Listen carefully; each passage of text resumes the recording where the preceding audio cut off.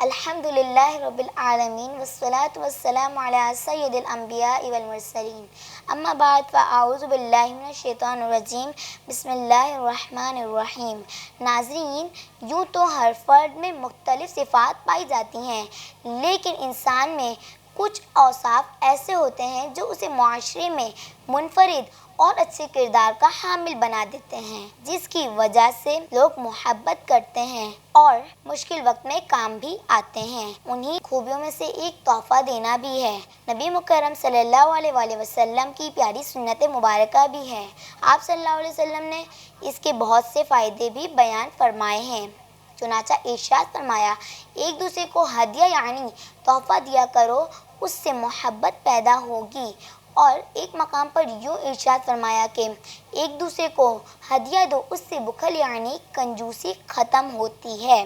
اور ایک فضیلت تو ایسی ارشاد فرمائی ہے کہ جس کی سارے معاشرے کو اشد ضرورت ہے۔ چنانچہ ارشاد فرمایا، ایک دوسرے کو تحفہ دو کیونکہ وہ کینے کو دور کرتا ہے۔ یہ یاد رکھیں کہ دل کی چھپی ہوئی دشمنی کو کینہ کہتے ہیں۔ فی زمانہ معاشرے کا ایک بڑا حصہ کینے میں مبتلا نظر آتا ہے اور یہ دل کی انتہائی بری بیماری ہے۔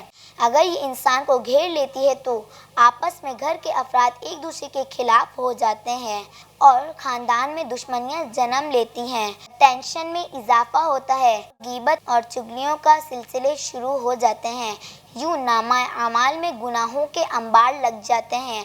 اگر ہم یہ چاہتے ہیں کہ دل میں موجود کینے الفت و محبت میں بدل جائیں، آپس میں بھائی چارہ مضبوط ہو اور مسلمان ایک دوسرے کا احترام کریں، تو ہمیں تحفے کی سنت کو عادت بنانا ہوگا۔ تحفہ دیتے وقت مومن کا دل خوش کرنے اور سنت پر عمل کرنے کی نیت ہو تو اس پر ثواب بھی مرتب ہوگا۔ اللہ کریم ہمیں بھی ہمارے پیارے اسلام کی خوبصورت تعلیمات پر عمل پیرا ہونے کی توفیق عطا فرمائے۔ آمین بجاہ النبی الامین صلی اللہ علیہ وآلہ وسلم۔